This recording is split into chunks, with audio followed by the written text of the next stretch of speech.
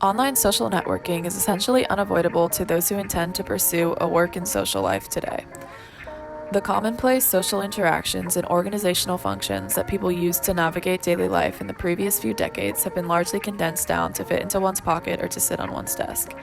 As our social and professional lives become increasingly entangled in the web of new tech, it may be wise for us to take a serious look at the relationship between social media and our behavior and cognition.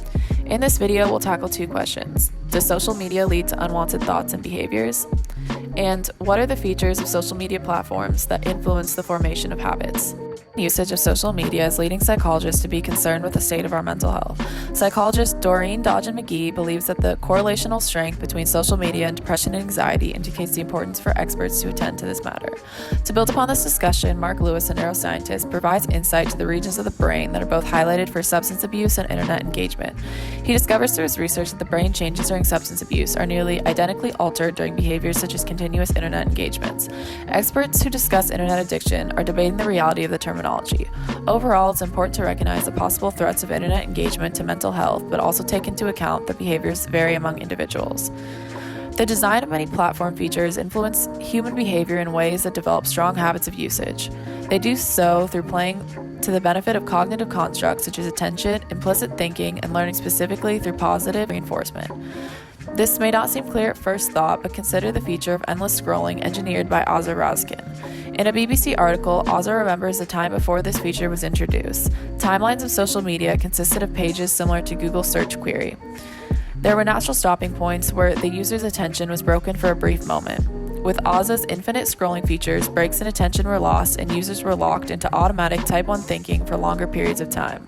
In addition to this, the scrolling feature acts also on the brain's reward system through positive reinforcement.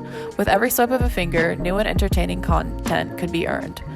Many more features like this one are implemented with the same goal to keep user attention, including the like button, withholding likes, Snapchat streaks, flashy notifications, and autoplay features.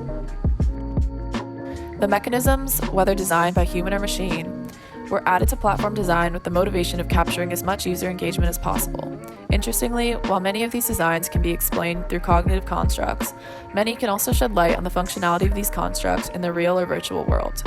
This is increasingly the case as companies employ complex algorithms able to predict human behavior, test the effectiveness of designs, and alter user interfaces accordingly. Some of the new designs of social media may therefore hint at patterns of human behavior that have not yet been studied within cognitive psychology.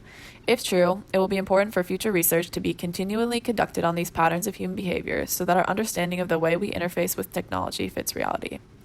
Neuroscience has discovered similarities in the brain between internet use and substance abuse, and there's growing concern behind the relationship between social media and mental health. But some experts argue that we must recognize that technology fits into everyone's life differently, and therefore further research is required before any conclusions can be established.